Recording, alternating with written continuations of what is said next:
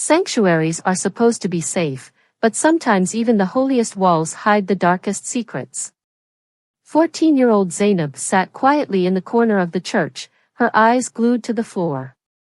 The choir's angelic voices echoed through the room, but her heart was too heavy to join in their joy. She was the orphan girl everyone pitied but few truly cared for. When you lose everything, even a whisper of kindness feels like hope. But sometimes, the hands that offer help can tighten into chains.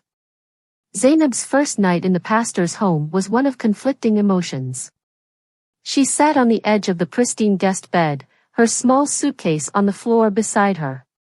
The room smelled of lavender, a scent that felt strangely foreign to her after months in the crowded orphanage. Mama Grace had tucked her in, her voice sweet as honey. "You're safe now," Mama Grace had said, brushing Zainab's hair with a tenderness that made her throat tighten. It had been so long since anyone had touched her without pity or disdain. That night, Zainab prayed for the first time since her parents' funeral. "Thank you, God," she whispered, tears sliding down her cheeks, "for giving me another family." The first few weeks felt like a dream. Pastor Emmanuel introduced her to the congregation as his beloved daughter by faith, and the church welcomed her with open arms. They called her blessed and told her how lucky she was. Some even gifted her small items, new shoes, a Bible, a teddy bear she clung to at night. But beneath the warmth, there was something unspoken. The pastor's home had its own set of rules, and Zainab learned quickly to stay out of Michael's way. He wasn't cruel to her, but his gaze often lingered too long. It made her stomach churn in ways she didn't understand. One Sunday after service, Zainab watched Michael laugh with the youth group. They adored him, his confidence, his charm. Even the younger boys tried to mimic his swagger. She tried to see him as they did, as the kind, approachable son of the pastor. "You're too quiet," he said one evening, startling her as she folded laundry. "You'll never fit in if you don't speak up." "I don't know what to say," Zainab replied, her voice barely above a whisper. Michael stepped closer, his tone soft but firm. "You're part of this family now. Don't forget that." The words should have been reassuring, but the way he said them left Zainab uneasy. She nodded, forcing a smile, and hurried to finish her chores. That night, as she lay in bed clutching her teddy bear, a single thought echoed in her mind: why does being part of this family feel so heavy? It was a question that would haunt her in the days to come. Some smiles conceal kindness, others mask intentions darker than night. At first, Michael's presence in the household felt comforting to Zainab. He had an easy charm that put people at ease, a quality that made him beloved by the congregation. "Michael is a good boy," Mama Grace often said, pride shining in her voice. Zainab tried to believe it too, convincing herself that the warmth in his words and the small gestures of kindness were genuine. He began by being protective. "You're part of this family now," he'd tell her. When boys at school teased her for being an orphan, Michael confronted them. "You mess with her, you mess with me," he said, his fists clenched in righteous anger. It made Zainab feel safe, like someone finally cared. But cracks began to show. Michael started appearing when Zainab least expected him, standing too close in the kitchen, offering to braid her hair, or showing up at her school unannounced. "I just wanted to see how my little sister is doing," he'd say, his smile too wide, his tone too smooth. The first time his hand lingered on her shoulder, Zainab froze.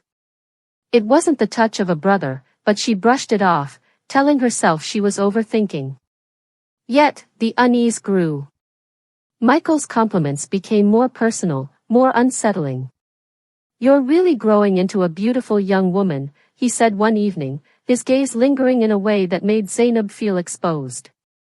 One night, while Zainab was doing her homework, Michael entered her room uninvited. He sat on the edge of her bed, casually flipping through one of her books. "You're lucky, you know," he said. We didn't have to take you in. But we did. His words stung, a cruel reminder of her dependence on their family. I'm grateful, Zainab murmured, not meeting his eyes. You should be, Michael replied, his tone shifting to something darker. From that moment, Zainab became hyper-aware of his movements. She avoided being alone with him, locking her door at night and staying close to Mama Grace whenever she could. But Michael always found a way to corner her, a hand brushing against her back, a whisper in her ear that sent chills down her spine. She tried to tell herself that he wouldn't hurt her, but deep down, Zainab knew the truth. Michael wasn't the savior everyone believed him to be. He was the shadow lurking in her sanctuary. Sometimes, the quiet of the night hides the loudest screams. Zainab sat on her small bed, hugging her knees as the dim glow of her bedside lamp illuminated the room. The house was eerily quiet, save for the ticking of the clock on her wall. She had been uneasy all day, though she couldn't quite explain why. The knock on her door startled her, its sharpness cutting through the stillness. Zainab, it's me, Michael's voice came from the other side, soft and disarming. She hesitated, her heart quickening. What is it? She asked, her voice barely above a whisper. Can we talk? Michael replied, pushing the door open slightly. His face peeked in, shadowed yet familiar. I won't stay long. I promise. Zainab glanced at the clock. It was almost midnight. It's late, she murmured, clutching her blanket tighter. Michael stepped inside without waiting for an invitation, closing the door behind him. The click of the lock sent a chill through her spine. I just wanted to check on you, he said, his tone warm but his eyes cold, unreadable. She nodded, trying to ignore the growing knot in her stomach. I'm fine, she replied quickly, hoping he would leave. But he didn't. Instead, he sat on the edge of her bed, his presence looming. You've been quiet lately, he said, leaning closer.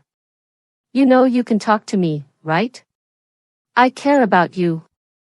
Zainab tried to shift away, her unease growing stronger. I'm just tired, she said, forcing a smile. I should get some sleep. Michael didn't move. His hand reached out, brushing against hers. The gesture, though subtle, felt invasive. You're so special, Zainab, he whispered. You don't even realize it. Her instincts screamed for her to leave, but fear rooted her to the spot. Please, she managed, her voice trembling. I need to rest. His smile faded, replaced by a cold intensity. Don't act like you don't want this, he said, his voice low and dangerous. The next moments blurred into a nightmare.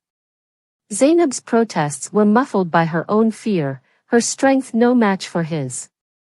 When it was over, she curled into a ball, sobbing quietly as Michael stood, adjusting his shirt. Don't tell anyone, he warned, his voice sharp and devoid of the warmth he once pretended to have. No one will believe you. As the door closed behind him, Zainab lay broken, her tears soaking the pillow. Her sanctuary had turned into a prison, and the person she once trusted had stolen a piece of her she could never reclaim. Pain doesn't always scream, it often whispers, hiding in the corners of a forced smile, in the cracks of an unspoken word. Zainab sat at the dinner table, pushing her food around on her plate. The air around her felt heavy, suffocating. Across from her, Michael laughed with his parents, effortlessly weaving stories about his plans for the church's youth program. He was as charming as ever, his voice steady and his smile disarming. But to Zainab, every word he spoke was a reminder of her nightmare. She could still feel his weight on her, the coldness of his threats, the tears she swallowed that night to avoid being heard. She gripped her fork tighter, her knuckles whitening. Why didn't anyone notice? Why couldn't she scream? Zainab, Mama Grace called out, her voice tinged with irritation. You've barely eaten anything. Are you feeling unwell? Zainab startled, her eyes darting up to meet Mama Grace's questioning gaze. "I'm fine," she muttered, forcing a weak smile. "Just tired from school." Mama Grace sighed. "Well, eat something. You've been acting strange lately." Michael's eyes flickered to Zainab, a fleeting smirk playing on his lips. It was so brief that no one else noticed, but it made Zainab's stomach churn. She excused herself quickly, retreating to her room where she could finally breathe. Inside the sanctuary of her small, neatly arranged bedroom, Zainab broke down. Silent sobs racked her body as she pressed a pillow to her mouth to muffle the sound. She wanted to tell someone, anyone. But Michael's words replayed in her mind like a haunting melody. "No one will believe you. You're just the orphan girl." The weight of his threat was unbearable. She imagined Mama Grace looking at her with disappointment, Pastor Emmanuel casting her out, and the church congregation whispering behind her back. Her head throbbed with questions. Would they believe her? Would they care? Would they blame her? Zainab's grades began to slip, and she started withdrawing from her friends at school. During Sunday services, she sat in the back pew, avoiding Michael's gaze and flinching every time someone mentioned forgiveness. Weeks passed in a blur of isolation and anxiety. Each night, she stared at the ceiling, praying for the courage to speak up. But the words never came. Fear held her hostage, and the walls around her felt tighter with every passing day. All Zainab wanted was to escape, to be free from the lies, the shame, and the crushing silence. But even as her hope dimmed, a small voice inside her refused to fade. It whispered, "You deserve better. You are not alone." The hardest stories to tell are the ones that need to be heard the most. When Zainab sat across from the school counselor, her hands trembled in her lap. Her voice felt trapped, a lump of fear and shame lodged in her throat. I need to tell you something," she whispered. The counselor leaned forward, her kind eyes locking onto Zainab's. "Take your time," she said softly. It took every ounce of courage Zainab had to recount the nightmare she had endured. Her words came out in fragments, punctuated by sobs she could no longer hold back. By the time she finished, the counselor's expression had hardened, not with judgment, but with determination. "This is not your fault, Zainab," the counselor said firmly, placing a reassuring hand on her shoulder. "You are incredibly brave for speaking up, and I promise you, we're going to get you help." Zainab's heart pounded as she watched the counselor make the call to Child Protective Services. A wave of relief washed over her, but it was accompanied by a fresh wave of fear. What would happen now? Would anyone believe her? When the authorities arrived at the pastor's home, Zainab felt like the world had stopped spinning.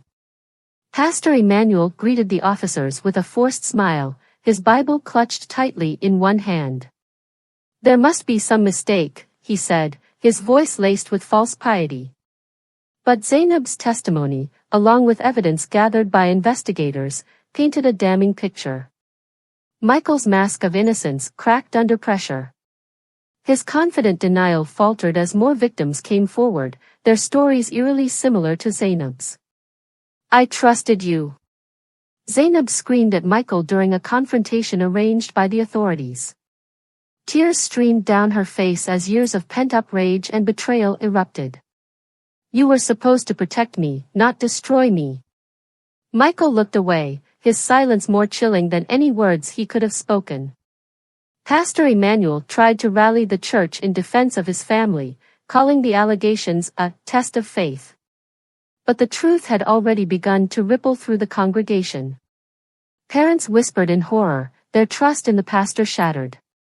Mama Grace, caught between loyalty to her son and guilt for ignoring the signs, broke down during questioning. I thought it was just boys being boys," she sobbed. For the first time in years, Zainab felt a sliver of hope. The walls of secrecy that had imprisoned her were crumbling. Her voice, once silenced, was now setting her free. "Healing doesn't happen overnight," and trust doesn't rebuild itself in a day, but every small step forward is a victory. When Zainab entered her new foster home, she was terrified. The warm smiles of Mr. and Mrs. Ajayi, her new guardians, felt foreign to her. The house, though modest, exuded a genuine warmth she hadn't known in years. Still, Zainab found it hard to believe she was safe. The first few days were a blur of introductions, soft conversations, and hesitant attempts at normalcy.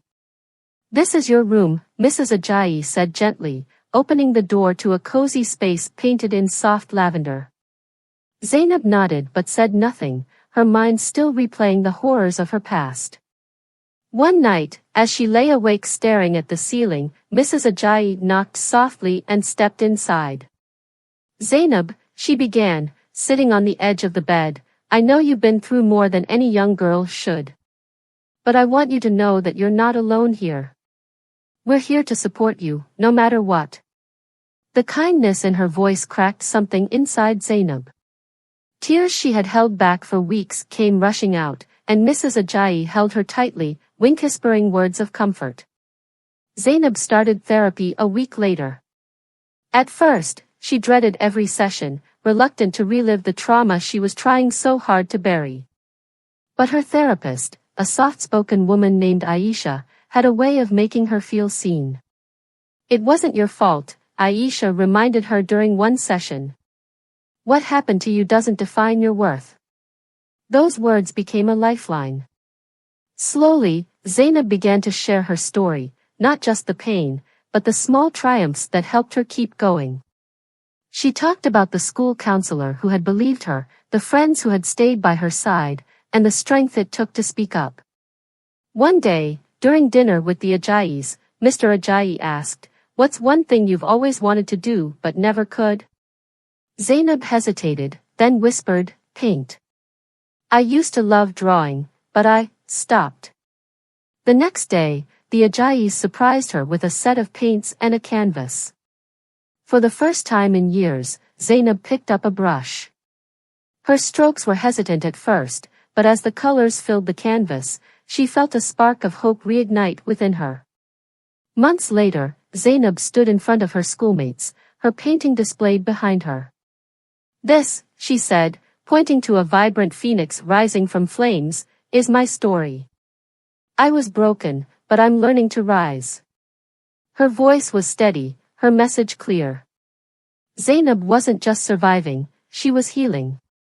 And in her healing, she found the strength to inspire others to do the same.